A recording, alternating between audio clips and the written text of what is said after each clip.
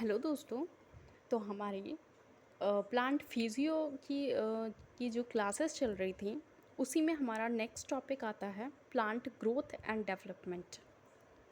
Plant growth and development, पादप वृद्धि एवं परिवर्धन। ठीक है, पादप वृद्धि एवं परिवर्तन। सबसे पहले हम बात कर लेते हैं किसकी, ज्यामितीय वृद्धि की। ज्योमेट्रिक ग्रोथ जो होती है, ज्योमेट्रिक ग्रोथ या ज्यामितीय वृद्धि। देखो, जो पादपों में जो वृद्धि होती है, एक तो होती है ज्यामितीय वृद्धि। देखो, इसका ये क्या है, वॉन सेक ने वृद्धि व समय के बीच एक ग्राफ लिया जो कि एस शेप या सिग्मॉइड कर्व जिसको कहा जाता है, ये सिग्मॉइड एस शेप वक्र आता है इसका। ठीक है, वॉन सेक ने इसको समझाया, जो ज्यामितीय वृद्धि को, पौधों में जो वृद्धि होती है ना वो। तो एक होता है एक लैग फेज, लॉग फेज और स्टीडी या stationary phase. Lag phase, log phase, ये तो होता है लैग, यहाँ पे जो मैक्सिमम ग्रोथ हो रही है। फिर यहाँ पे एक लॉग फेज है और यहाँ पे क्या है, स्टेशनरी फेज। ये रुक गई है ना ग्रोथ, थोड़ी सी ये रुक गई है और ये बिल्कुल एकदम से बढ़ी है। ठीक है, और फिर यहाँ पे कम कम है। ठीक है, लैग फेज, लॉग फेज और स्टेशनरी फेज, वृद्धि और समय के बीच में ये वॉन सेक ने ये ग्राफ दे करके ये इक्वेशन दी थी, W1 बराबर W0 E की पावर RT, ये इक्वेशन दी थी। तो पादप वृद्धि का मापन किससे करते हैं, पादप ग्रोथ देखिए, पादप वृद्धि का जो मापन करते हैं हम, उसमें दो इंस्ट्रूमेंट्स हैं। एक तो है क्रेस्कोग्राफ, जो बॉस जी ने बनाया था ये क्रेस्कोग्राफ, ये पादप वृद्धि का मापन करता है क्रेस्कोग्राफ। और दूसरा वृद्धि मापी होती है, ऑक्जेनोमीटर बोलते हैं जिसको, क्या बोलते हैं, ऑक्जेनोमीटर बोलते हैं, जो कि पादपों की वृद्धि का मापन करती है, ऑक्जेनोमीटर और क्रेस्कोग्राफ। एक वर्ड आते हैं सुगठिता या प्लास्टिसिटी, ये क्या होता है, प्लास्टिसिटी क्या होता है या सुगठिता क्या होता है, पौधे पर्यावरण प्रभाव के कारण अपने जीवन के विभिन्न चरणों में भिन्न भिन्न पथों का अनुसरण करते हैं। मतलब क्या, कि पौधे पर्यावरण प्रभाव के कारण, जैसे हमारे एनवायरनमेंट में चेंजेस हो रहे हैं, उसके कारण जो पौधे होते हैं वो अपने जीवन के जो विभिन्न जो फेजेस होते हैं, विभिन्न जो चरण हैं, जैसे अपना आता है ना, जैसे मानव में आता है, पहले चाइल्डहुड आती है, उसके बाद एडल्ट बनता है, उसके बाद वृद्धावस्था आती है, वैसे ही ऐसे ही पौधों में भी आते हैं, कुछ चरण आते हैं विभिन्न, और भिन्न भिन्न पथों में उनका अनुसरण ये करते हैं। जैसे कपास, धनिया और लाक्स पर पौधों में पत्तियों का जो आकार होता है वो किशोरावस्था एवं परिपक्व अवस्था में अलग अलग होता है। पत्तियां जो होती हैं वो किशोर अवस्था में अलग होंगी, उसमें अलग होंगी, ऐसे ही ये प्लास्टिसिटी कहलाती है। प्लांट ग्रोथ रेगुलेटर्स के बारे में बात करते हैं, पादप हार्मोन कौन कौन से हैं। तो पादप हार्मोन दो प्रकार के होते हैं, एक तो होता है ग्रोथ प्रोमोटर, जो ग्रोथ को प्रमोट करते हैं, जैसे IAA, GA और CK, यानी कि ऑक्सिन, जिब्रेलिन और साइटोकाइनिन, ये क्या हैं, ग्रोथ प्रोमोटर हैं और ग्रोथ को इनहिबिट करते हैं, यानी कि ग्रोथ इनहिबिटर्स जिनको बोलते हैं वो हैं, एक तो है AB एब्सिसिक एसिड और एक है एथाइलिन। ठीक है, ये दो होते हैं ग्रोथ को इनहिबिट करने वाले, रोकने वाले, रुकावट वाले, तो एब्सिसिक एसिड और एथाइलिन। देखो, सबसे पहले हम बात कर लेते हैं ग्रोथ प्रोमोटर्स की। तो पहले आता है ऑक्सिन। ऑक्सिन क्या है, इसकी खोज की है FW बेंट ने। किसने खोज की है, तो FW बेंट ने खोज की है।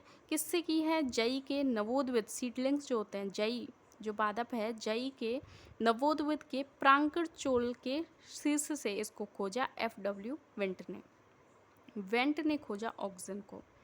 IAA, IBA indole butyric acid इसको बोलते हैं। NAA, ये क्या है, ये ऑक्सिन के ही रूप हैं। NAA क्या है, कृत्रिम ऑक्सिन है। इसके कार्य क्या होते हैं ऑक्सिन के, प्रमुख कार्य हैं इसके, शीर्ष कलिका की वृद्धि को संदमन करना। इसका प्रमुख कार्य क्या है, इसका जो ऑक्सिन जो है उसका मेनली जो वर्क है वो क्या है कि शीर्ष कलिका की वृद्धि को संदमन करना यानी कि रोकना, एपिकल डोमिनेंस इसको बोलते हैं। ये सबसे मेन प्रमुख कार्य है इसका, एपिकल डोमिनेंस यानी कि शीर्ष कलिका जो होती है उसकी वृद्धि को संदमित कर देता है, उसको रोक देता है। रूट इनिशिएशन, फ्लावरिंग इनिशिएशन, इसको ये यानी कि जड़ का आरंभन और फूल या पुष्प का आरंभन में सहायक होता है। ऑक्सिन इनिशिएट करता है रूट और फ्लावरिंग को। विल्गन यानी विल्गन किसको बोलते हैं, पत्तियों और फलों का जो झड़ना होता है विल्गन, उसकी रोकथाम भी करता है ऑक्सिन। और अनिषेक फलन या पार्थिनोकार्पी जिसको बोलते हैं, यानी कि बीज रहित फल उत्पन्न करते हैं जैसे टमाटर। तो 4-5 काम है इसके। पहला जो प्रमुख कार्य है वो है एपिकल डोमिनेंस यानी शीर्ष कलिका की वृद्धि को संदमित करना है, रूट इनिशिएशन, फ्लावरिंग इनिशिएशन और विल्गन की रोकथाम, और एक है अनिषेक फलन का विकास यानी कि बीज रहित फल उत्पन्न करते हैं जैसे टमाटर। अब बात कर लेते हैं हम किसकी, जैव मापन, किसका, ऑक्सिन का। ऑक्सिन जो है उसका जैव मापन देखते हैं बायोएसे। बायोएसे क्या होता है पहले तो ये देखो, किसी पादप भाग में किसी पदार्थ की सक्रियता के कारण वृद्धि संवेदना के जो परीक्षण होते हैं उनको बायोएसे बोलते हैं, जैव मापन बोलते हैं। किसी पादप भाग में, पादप के जो भाग होते हैं, किसी पदार्थ की सक्रियता के कारण, किसी भी कोई भी पदार्थ है तो उसकी सक्रियता के कारण पादप भाग में वृद्धि संवेदना के जो वृद्धि हुई है नहीं हुई है, वृद्धि संवेदना के जो परीक्षण होते हैं उसको बोलते हैं बायोएसे। एग्जाम्पल जैसे ऑक्सिन का जो बायोएसे है वो है जई या अवेना कर्वेचर टेस्ट। ये बहुत बार पूछा जाता है। जई या अवेना कर्वेचर टेस्ट किसका है, ऑक्सिन से संबंधित है। अब बात कर लेते हैं ऑक्सिन के बाद है ग्रोथ प्रोमोटर में जिब्रेलिन। GA से जिब्रेलिक एसिड, देखो जिब्रेलिन से जिब्रेलिक एसिड बना है GA।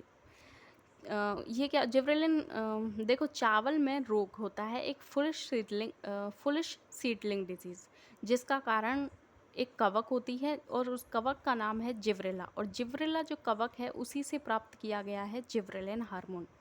और किसने प्राप्त किया, याबूटा और सुमिकी ने। याबूटा और सुमिकी ने, ऐसा लगता है जैसे कार्टून के में जो नोबूता ऐसे ऐसे नाम आते हैं ना, उस तरह से। याबूटा और सुमिकी ने क्या प्राप्त किया, जिब्रेलिन प्राप्त किया जिब्रेला कवक से। ये चावल में रोग होता है, फ्लूश किसमें, चावल में रोग होता है, और चावल में रोग होता है और उसका जो कारक होता है वो है कवक। कौन सी कवक, जिब्रेला। जिब्रेला से प्राप्त किया जिब्रेलिन, ये वृद्धि हार्मोन है जिब्रेलिन। इसके कार्य क्या है जिब्रेलिन के, सबसे जो देखो पहला तो है पर्व का दीर्घीकरण, ये इंपॉर्टेंट कार्य है इसका। देखो पर्व का दीर्घीकरण या दीर्घीकरण करने से क्या होगा, इसको बोलते हैं bolting effect. Bolting effect gibberellin का सबसे मेन काम है। स्टेम या इंटरनोड का एलोंगेशन, इससे क्या है जो तना है उसकी ग्रोथ बढ़ती है, नोड और इंटरनोड में वृद्धि करता है, यानी कि पर्व का दीर्घीकरण करता है, बोल्टिंग इफेक्ट इसको बोलते हैं। ठीक है। एक होता है ब्रेकिंग ऑफ डोरमेंसी, प्रसुप्ति का भंगन करता है, यानी कि कलिका, बीज एक्सेट्रा की जो प्रसुप्ति होती है, जो डोरमेंसी जो होती है उसको भंग करता है, उसको तोड़ता है। बीज अंकुरण में सहायक होता है और फलों के आकार को बढ़ाने में भी, जैसे सेब और अंगूर में फलों का आकार बढ़ाने में भी जिब्रेलिन बहुत हेल्पफुल होता है। फलों के आकार बढ़ते हैं इससे, जैसे अंगूर का आकार है, सेब का आकार है, इस तरह से। बायोएस से देख लेते हैं इसका alpha amylase activity in barley endosperm और बोनी मटर व मक्का परीक्षण। किसके बायोएस से हैं, जिब्रेलिन की। बोनी मटर व मक्का परीक्षण जिब्रेलिन का बायोएस से है। अब बात कर लेते हैं हम हमारे थर्ड जो ग्रोथ प्रोमोटर है वो है साइटोकाइनिन। सीके से भी प्रदर्शित करते हैं इसको, साइटोकाइनिन। डीएनए के एडेनिन क्षारक का व्युत्पन्न होता है ये डीएनए के जो एडेनिन क्षारक होता है उसका व्युत्पन्न होता है साइटोकाइनिन। खोज की इसकी मिलर ने, खोज किसने की है भाई, मिलर ने इसकी खोज की है। प्रथम साइटोकाइनिन को मक्के के बीज जियाटिन से प्राप्त किया। इसको क्या नाम दिया था, जियाटिन। प्रथम साइटोकाइनिन जो खोजा गया था वो मक्के के बीज से खोजा गया था, जियाटिन उसको नाम दिया गया था। कोकोनट जो मिल्क होता है वो भी साइटोकाइनिन का व्यवहार करता है। कोकोनट जो मिल्क होता है ना, नारियल का दूध, वो भी साइटोकाइनिन का बिहेव करता है, अच्छा होता है। इसका जो मेन कार्य होता है, प्रमुख कार्य होता है, वो है सेल डिवीज़न। देखो सेल डिविजन, कोशिका विभाजन, कोशिकाओं को विभाजित करता है क्या, सी से सेल डिवीज़न, सी से साइटोकाइनिन, ठीक है। सेल डिवीज़न में मेन काम होता है साइटोकाइनिन का सेल डिवीज़न। एपिकल डोमिनेंस का विरोध करता है, एपिकल डोमिनेंस का ये क्या है, विरोध करता है, यानी कि शीर्ष कलिका की वृद्धि को क्या करता है, वो करता था। देखो एपिकल डोमिनेंस उसका मेन काम था ऑक्सिन का, उसका ये विरोध करता है। ऑक्सिन उसको बढ़ावा देता है एपिकल डोमिनेंस को, और ये एपिकल डोमिनेंस का विरोध करता है। ये क्या करता है, पार्श्व शाखन में वृद्धि करता है, यानी कि जो शीर्षत कलिका होती है उसकी जो वृद्धि नहीं होनी चाहिए, यानी कि उसका विरोध करता है। शीर्षत कलिका की वृद्धि से नहीं होनी चाहिए, जबकि पार्श्व शाखन में वृद्धि होनी चाहिए। पार्श्व जो शाखन है, शाखन में वृद्धि के लिए इंपॉर्टेंट होता है साइटोकाइनिन। जीर्णता में विलंब करता है, जीर्णता भी तेजी से नहीं आती, लेट से आती है। जीर्णता में विलंब, लेट से आती है जीर्णता साइटोकाइनिन, क्योंकि सेल डिवीज़न होता जाता है तो ये क्या है, विलंब, जीर्णता में विलंब होता है। बायो ऐसे देख लेते हैं, क्लोरोफिल रिटेंशन परीक्षण है एक, तो कब तंबाकू पित्त कोशिका विभाजन परीक्षण, दो हैं इसके। क्लोरोफिल रिटेंशन परीक्षण किसका है, सी से ही है क्लोरोफिल, और सी से है साइटोकाइनिन। साइटोकाइनिन का क्लोरोफिल रिटेंशन परीक्षण और तंबाकू पित्त कोशिका विभाजन परीक्षण, ठीक है। अब बात कर लेते हैं किसकी, एब्सिसिक एसिड की। ये ग्रोथ इनहिबिट हार्मोन है, ग्रोथ को रोकता है एब्सिसिक एसिड। स्ट्रेस हार्मोन भी कहते हैं, तनाव हार्मोन कहते हैं, क्योंकि विपरीत परिस्थितियों में पौधे की रक्षा करता है, ठीक है। कोशिका विभाजन व दीर्घीकरण का विरोध करता है। भाई एंटागोनिस्टिक होता है साइटोकाइनिन के, यानी कि साइटोकाइनिन तो कोशिका विभाजन को बढ़ावा देता है, लेकिन ये क्या करता है, कोशिका विभाजन को बढ़ावा देता है साइटोकाइनिन, जबकि ये क्या करता है, एब्सिसिक एसिड, कोशिका विभाजन व दीर्घीकरण का विरोध करता है। तो एंटागोनिस्टिक टू साइटोकाइनिन, विपरीत प्रभाव होता है साइटोकाइनिन से। प्रमुख कार्य देखते हैं एब्सिसिक एसिड के, तो विलगन का प्रेरण करता है। इसका प्रमुख कार्य है विलगन का प्रेरण, यानी एब्सेशन। एब्सेशन क्या होता है, पुराने अंगों को मात्र पौधे से अलग करवाता है। पुराने जो अंग होते हैं जो कि पुराने हो जाते हैं, तो मात्र पौधे से अलग करवाता है। कौन, विलगन का प्रेरण करता है। एब्सेशन में इम्पॉर्टेंट होता है क्या, ए बी, एब्सिसिक एसिड। रंध्रों को बंद करवाने में भी हेल्पफुल होता है, सहायक होता है, ए बी ए। कलिका व बीज डोरमेंसी को बढ़ाता है। बीज जो कलिका डोरमेंसी, जो एपिकल डोरमेंसी है, उसको बढ़ावा देता है। ये एंटागोनिस्टिक है जीए के, यानी कि देखो ऑक्सिन भी बढ़ावा देता है कलिका जो एपिकल डोमिनेंस को, और ये भी बढ़ावा देता है, एबीए भी उसको उसको किसको, एपिकल डोमिनेंस को क्या है, बढ़ावा देता है। लेकिन जो साइटोकाइनिन अभी हमने जिब्रेलिन पढ़ा था, जिब्रेलिन बढ़ाता है, वो इसका विरोध करता है, कलिका डोरमेंसी का। अब बात कर लेते हैं एथाइलिन की। C2H4 इसका फॉर्मूला होता है। एथाइलिन एकमात्र गैसीय हार्मोन है, ये भी इनहिबिटर होता है, ग्रोथ इनहिबिटर एकमात्र गैसीय हार्मोन है। फल पकाने में सहायक होता है कृत्रिम रूप से, ठीक है। कृत्रिम रूप से फलों को पकाने में सहायक कौन होता है, एथाइलिन होता है। पुष्पन या जीर्णता व विलगन को ये बढ़ावा देता है। अंकुरण में भी सहायक होता है। तने की मोटाई में वृद्धि होती है इससे, लंबाई में नहीं, मोटाई में, यानी कि क्षैतिज वृद्धि कराना इसका काम होता है। तने की जो मोटाई होती है उसमें वृद्धि करवाता है एथाइलिन। अब बात कर लेते हैं किसकी, दीप्तिकालिता की। दीप्तिकालिता या फोटोपीरियोडिज्म क्या होता है, फोटोपीरियोडिज्म या दीप्तिकालिता, पौधे के पुष्पन पर दिन व रात की अवधि का जो प्रभाव होता है उसको बोलते हैं फोटोपीरियोडिज्म। फोटो यानी लाइट, और पीरियड यानी पीरियड एक समय है, डिज्म, ठीक है। तो पौधे के पुष्पन पर दिन व रात की अवधि का जो प्रभाव पड़ता है उसको बोलते हैं दीप्तिकालिता। गार्डनर और एलार्ड ने इसकी खोज की थी। इसका जो खोज की है वो गार्डनर नहीं है, गार्नियर भी नहीं है, गार्डनर और एलार्ड ने इसकी खोज की थी। पौधे दो प्रकार के होते हैं, देखो, एक तो होता है SDP शॉर्ट डे प्लांट, और एक होता है LDP. LDP long day plant. तो शॉर्ट डे प्लांट जो होते हैं वो होते हैं शॉर्ट डे, यानी कि दिन छोटा होना चाहिए। तो दिन छोटा होना चाहिए यानी कि अंधकार इनको ज़्यादा पसंद होता है। जैसे कि तम्बाकू, सरसों, गन्ना, चावल, सोयाबीन। इम्पॉर्टेंट है, एग्जाम्पल्स ही पूछे जाते हैं। देखो एग्जाम्पल्स इसमें इम्पॉर्टेंट है, रट लेना। एसटीपी, एसडीपी यानी कि एस फॉर सरसों। देखो एस फॉर सरसों, ये ध्यान रख लेना, एस फॉर सरसों। तो सरसों किस में आएगा? तम्बाकू, सरसों, गन्ना, चावल और सोयाबीन। सरसों आएगा गन्ना के साथ, सोयाबीन, चावल और तम्बाकू के साथ में। तो ये पूरा जो ग्रुप है सरसों वाला वो देख लेना, एसडीपी में आएगा ये।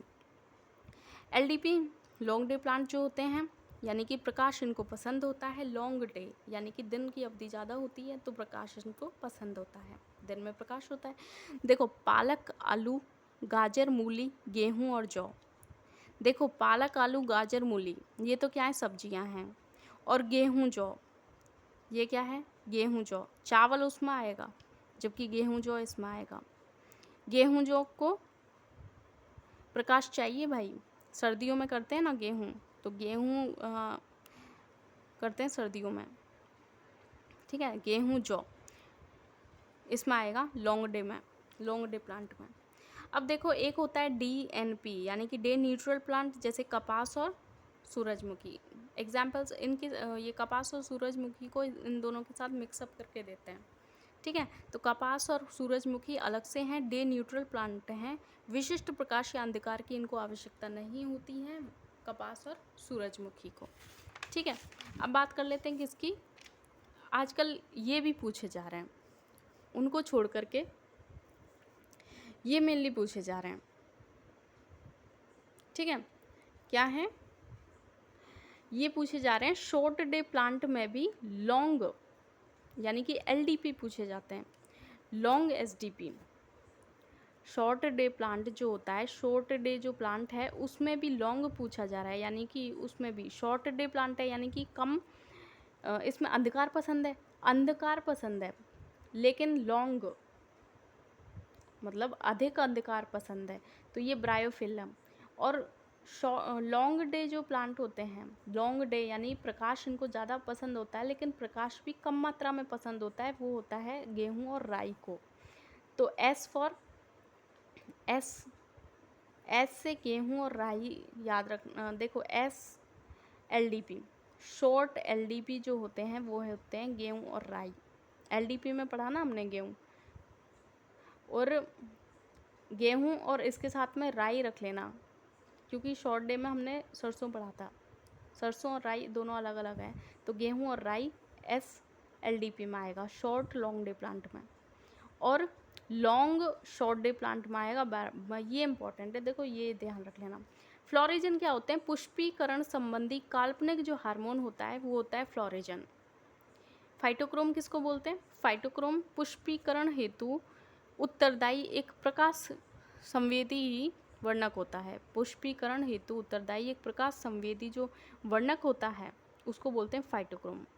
यह वर्णक कोशिका झिल्ली पर स्थित दो अंतर परिवर्तनीय रूपों में पाया जाता है, दो अंतर परिवर्तनीय रूपों में पाया जाता है, कोशिका झिल्ली पर स्थित होता है, पीआर और पीएफआर। पीआर मतलब फाइटोक्रोम रेड और पीएफआर यानी फाइटोक्रोम फार रेड, रेड और एफआर फार रेड। आपस में ये दोनों क्या होते हैं? इंटरकन्वर्जिबल होते हैं, आपस में परिवर्तनीय होते हैं। ये क्या होता है? पीआर ब्लूइश रंग का होता है पीआर। पीआर कहता है, पीआर कैसा होता है? ब्लूइश होता है।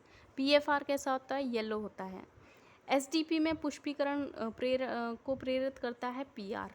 पीआर क्या करता है? एसडीपी जो प्लांट्स होते हैं, शॉर्ट डे जो होते हैं, शॉर्ट डे प्लांट्स में पुष्पीकरण को प्रेरित करता है पीआर। और पीएफआर लॉन्ग डे में, लॉन्ग डे में, ये शॉर्ट डे में और ये लॉन्ग डे में। लॉन्ग डे में पीएफआर, लॉन्ग डे में पुष्पन को प्रेरित करता है पीएफआर। अब बात कर लेते हैं, एक हल्का सा टॉपिक है वर्नलाइजेशन या वसंतीकरण। देखो वसंतीकरण क्या होता है? पुष्पन पर ताप का प्रभाव होता है उसको बोलते हैं वसंतीकरण। पुष्पन जो होता है, पुष्पन पर ताप का जो प्रभाव पड़ता है उसको बोलते हैं वसंतीकरण या वर्नलाइजेशन। इससे संबंधित जो हार्मोन होता है वो है वर्नेलिन, जो कि एक काल्पनिक हार्मोन है। इसका महत्व क्या है? शीघ्र व अधिक पुष्पन, शीघ्र व अधिक पुष्पन व अकालिक प्रजनन प्रवर्धन को रोकना। शीघ्र व अधिक पुष्पन, जब एकदम से बहुत ज़्यादा हो जाता है ना, और शीघ्र और अधिक पुष्पन होता है, वह अकालिक, जो अकालिक यानी कि विभिन्न काल में प्रजनन, यानी कि अकालिक प्रजनन और प्रवर्धन जो होता है, अकालिक जो होता है, अकालिक प्रजनन और प्रवर्धन को रोकना, इसका महत्व होता है वसंतीकरण का। प्रिकॉशियस रिप्रोडक्टिव डेवलपमेंट, अकालिक प्रजनन और प्रवर्धन को रोकना, शीघ्र और अधिक पुष्पन को रोकना। ठीक है। एक बोलते हैं एपिनास्टी। एपिनास्टी यानी कि विल्टिंग या मुरझाना, जैसे पत्तियां वगैरह मुरझाती हैं तो उसको बोलते हैं एपिनास्टी। एथिलीन से संबंधित होती है एपिनास्टी, एथाइलिन से संबंधित होती है एपिनास्टी, और हाइपोनास्टी संबंधित होती है जिब्रेलिन से। हाइपोनास्टी जो संबंधित होती है वो होती है जिब्रेलिन से। ठीक है। तो ये हमारा कंप्लीट हो गया प्लांट फिजियो का एक टॉपिक। ठीक है। नेक्स्ट टॉपिक में हम प्लांट फिजियो से रिलेटेड और टॉपिक्स के बारे में बात करेंगे। ओके।